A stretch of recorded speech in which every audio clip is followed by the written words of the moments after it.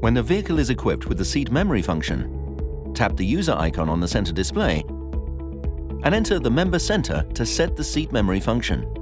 The default seat memory is set to Profile 1. To add a new profile, tap Add a new profile.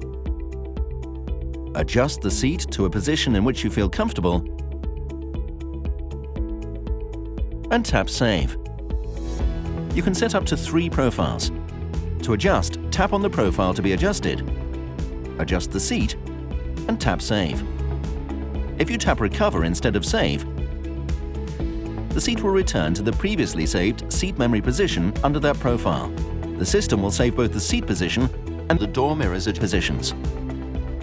On the profile interface, tap Edit to edit or delete the profile. Once set up, you can tap to switch between the profiles on the profile interface. You can also switch by simply tapping the user icon and accessing the profile list.